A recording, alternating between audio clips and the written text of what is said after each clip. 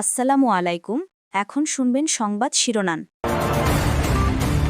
16 ফেব্রুয়ারি হতে পারে নবনির্বাচিত সংসদ সদস্যদের শপথ পাঠ করাতে পারেন প্রধান বিচারপতি জুবায়ের রহমান চৌধুরী। তারেক রহমানের নেতৃত্বে বিপুল বিজয় নিয়ে সংসদে যাচ্ছে বিএনপি। গণতন্ত্রের জয় বলছেন নেতারা, প্রতিশ্রুতি বাস্তবায়নের অঙ্গীকার। আসন সংখ্যা 77 হলেও ভালো ভোট পেয়ে প্রতিদ্বন্দ্বিতা গড়াচ্ছে জামায়াত এনসিপির জোট। একাধিক আসনে ফল পরিবর্তনের অভিযোগ, 11 দলীয় ঐক্যের তদন্তের দাবি। গণভোটে বিপুল ব্যবধানে হের জয়, নির্বাচিত এমপিদের গেজেট হতে পারে কালই। জনগণের স্বতঃস্ফূর্ত অংশগ্রহণে উড়ে গেছে সব শঙ্কা। আসসালামু আলাইকুম। এতক্ষণ দেখছিলেন সংবাদ শিরোনাম, এখন দেখবেন বিস্তারিত। আগামী 16 ফেব্রুয়ারি ত্রয়োদশ জাতীয় সংসদ নির্বাচনে নবনির্বাচিত সংসদ সদস্যদের শপথ পাঠ করাতে পারেন প্রধান বিচারপতি ড. সৈয়দ রিফাত আহমেদ। রাষ্ট্রপতির মনোনীত প্রতিনিধি হিসেবে তিনি এই শপথ পাঠ করাবেন। প্রধান উপদেষ্টার কার্যালয়ে এক বৈঠকে এই সিদ্ধান্ত নেওয়া হয় বলে জানা গেছে। এবারে সংসদ নির্বাচনে বড় দল হিসেবে বিশাল জয় পেয়েছে বিএনপি। নির্বাচন কমিশনের ঘোষিত ফল অনুযায়ী 297টি আসনে 209টিই পেয়েছে বিএনপি। জামায়াত পেয়েছে 67টি আসন আর এনসিপি পেয়েছে 6 আসন। 7 জন স্বতন্ত্র প্রার্থীও যাচ্ছেন এবারে সংসদে। চূড়ান্ত ফলে 212 আসনের বিশাল জয় পেয়েছে বিএনপি চেয়ারম্যান তারেক রহমানের নেতৃত্বাধীন জোট। এখন অপেক্ষা গেজেট প্রকাশ, শপথ গ্রহণ এবং মন্ত্রিসভা গঠনের। জনরায়ে বিপুল বিজয় হয়েছে বিএনপির। চূড়ান্ত ফলে 212 আসনের বিশাল জয় পেয়েছে তারেক রহমানের নেতৃত্বাধীন জোট। এখন অপেক্ষা গেজেট প্রকাশ, শপথ গ্রহণ এবং মন্ত্রিসভা গঠনের। মহাসচিব মির্জা ফখরুল ইসলাম আলমগীর বলেছেন, তাদের নিরঙ্কুশ এই বিজয় জনগণের ভালোবাসা। বিজয়ী নেতারা বলছেন, কোন আসন বা কেন্দ্রে বিএনপি ফলাফল প্রভাবিত করেনি। জুলাই সনদকে রাজনৈতিক সমঝোতার প্রতীক উল্লেখ করে তা পরিপালনের প্রতিশ্রুতিও দিয়েছেন তারা। দেশের মাটি স্পর্শ করেই ইঙ্গিত দিয়েছিলেন তারেক রহমান। ফুরিয়েছে দেশের জন্য কিছু করতে তার বহু বছরের অপেক্ষা। জীবন মৃত্যু সন্ধিক্ষণে থাকা মাকে দেখতে যাওয়ার আগেই শুভেচ্ছা জানান উপস্থিত লাখো জনতাকে। জানিয়ে দেন, টেবিলের কাজ অনেকটাই শেষ করে ফিরেছেন তিনি।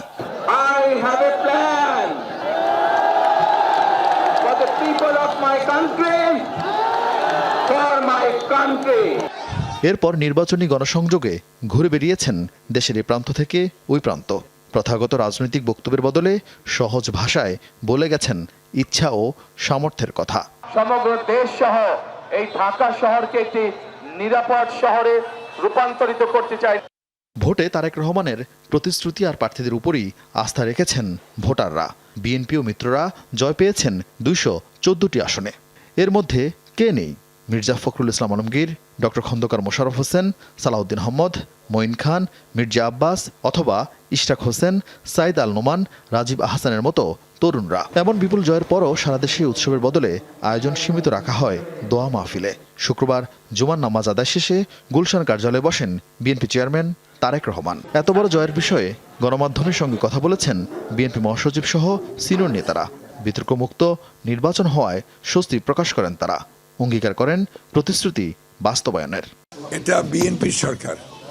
আপনার বিএনপির যাবতীয় উদ্দেশ্য, ম্যানিফেস্টো, তার যে ঘোষণাপত্র সেটাই থাকবে। ভাই ওর তো বলেই দিয়েছে ওরা যে 15 তারিখের মধ্যেই তারা হতে হবে। এই বিজয় আমাদের প্রত্যাশিত ছিল। বাংলাদেশের গণতন্ত্রের, শক্তিশালী গণতন্ত্রের ভিত্তি রচনা শুরু হয়েছে। জুলাই জাতীয় সনদ স্বাক্ষরিত হয়েছে, যার মধ্যে দিয়ে একটি রাজনৈতিক সমঝোতা হয়েছে। এটা একটি রাজনৈতিক সমঝোতার দলিল, তা অক্ষরে অক্ষরে পালন করা হবে। একটি গণতান্ত্রিক দেশে বিরোধী দল, শক্তিশালী বিরোধী দল প্রয়োজন এবং সেই বিরোধী দল যদি ভালোভাবে কাজ করে। এত বড় জয়ের বিষয়ে গণমাধ্যমের সঙ্গে কথা বলেছেন বিএনপি মহাসচিব সহ সিনিয়র নেতারা। বিতর্কমুক্ত নির্বাচন হওয়ায় স্বস্তি প্রকাশ করেন তারা। অঙ্গীকার করেন প্রতিশ্রুতি বাস্তবায়নের। এটা বিএনপির সরকার। আপনার বিএনপির যাবতীয় উদ্দেশ্য, ম্যানিফেস্টো, তার যে ঘোষণাপত্র সেটাই থাকবে। ভাই ওর তো বলেই দিয়েছে ওরা যে 15 তারিখের মধ্যেই তারা হতে হবে। এই বিজয় আমাদের প্রত্যাশিত ছিল। বাংলাদেশের গণতন্ত্রের, শক্তিশালী গণতন্ত্রের ভিত্তি রচনা শুরু হয়েছে। জুলাই জাতীয় সনদ স্বাক্ষরিত হয়েছে, যার মধ্যে দিয়ে একটি রাজনৈতিক সমঝোতা হয়েছে। এটা একটি রাজনৈতিক সমঝোতার দলিল, তা অক্ষরে অক্ষরে পালন করা হবে।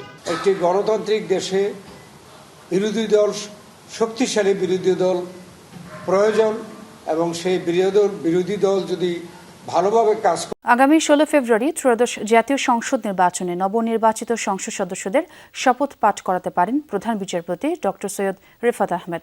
রাষ্ট্রপতির মনোনীত প্রতিনিধি হিসেবে তিনি এই শপথ পাঠ করাবেন।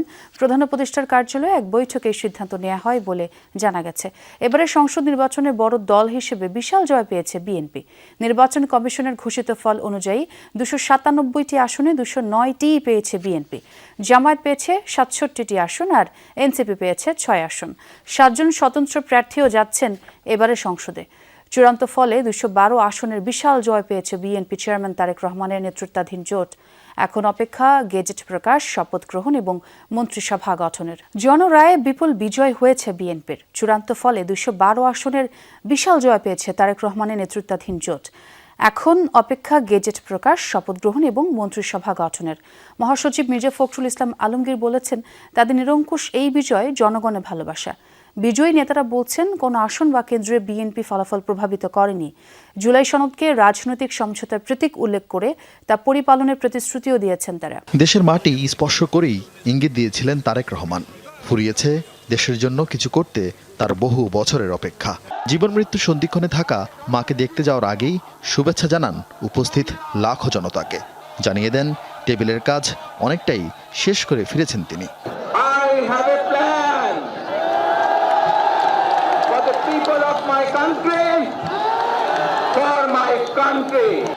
এরপর নির্বাচনী গণসংযোগে ঘুরে বেরিয়েছেন দেশের এই প্রান্ত থেকে ওই প্রান্ত। প্রথাগত রাজনৈতিক বক্তব্যের বদলে সহজ ভাষায় বলে গেছেন ইচ্ছা ও সামর্থ্যের কথা। সমগ্র দেশ সহ এই ঢাকা শহরকে একটি নিরাপদ শহরে রূপান্তরিত করতে চাই। ভোটে তারেক রহমানের প্রতিশ্রুতি আর প্রার্থীদের উপরই আস্থা রেখেছেন ভোটাররা। বিএনপি ও মিত্ররা জয় পেয়েছেন 214টি আসনে। এর মধ্যে কে নেই? মির্জা ফখরুল ইসলাম আলমগীর, ডক্টর খন্দকার মোশাররফ হোসেন, সালাউদ্দিন আহমদ, মঈন খান, মির্জা আব্বাস অথবা ইশরাক হোসেন, সাইদ আল নোমান, রাজীব আহসানের মতো তরুণরা। এমন বিপুল জয়ের পরও সারা দেশে উৎসবের বদলে আয়োজন সীমিত রাখা হয় দোয়া মাহফিলে। শুক্রবার জুমার নামাজ আদায় শেষে গুলশান কার্যালয়ে বসেন বিএনপি চেয়ারম্যান তারেক রহমান। এত বড় জয়ের বিষয়ে গণমাধ্যমের সঙ্গে কথা বলেছেন বিএনপি মহাসচিব সহ সিনিয়র নেতারা। বিতর্কমুক্ত নির্বাচন হওয়ায় স্বস্তি প্রকাশ করেন তারা। অঙ্গীকার করেন প্রতিশ্রুতি বাস্তবায়নের। এটা বিএনপির সরকার। আপনার বিএনপির যাবতীয় উদ্দেশ্য, ম্যানিফেস্টো, তার যে ঘোষণাপত্র সেটাই থাকবে। ভাই তো বলেই দিয়েছে ওরা যে 15 তারিখের মধ্যেই তারা করতে হবে। এই বিজয় আমাদের প্রত্যাশিত ছিল। বাংলাদেশের গণতন্ত্রের, শক্তিশালী গণতন্ত্রের ভিত্তি রচনা শুরু হয়েছে। জুলাই জাতীয় সনদ স্বাক্ষরিত হয়েছে, যার মধ্যে দিয়ে একটি রাজনৈতিক সমঝোতা হয়েছে। এটা একটি রাজনৈতিক সমঝোতার দলিল, তা অক্ষরে অক্ষরে পালন করা হবে। একটি গণতান্ত্রিক দেশে শক্তিশালী বিরোধী দল প্রয়োজন এবং সেই বিরোধী দল যদি ভালোভাবে কাজ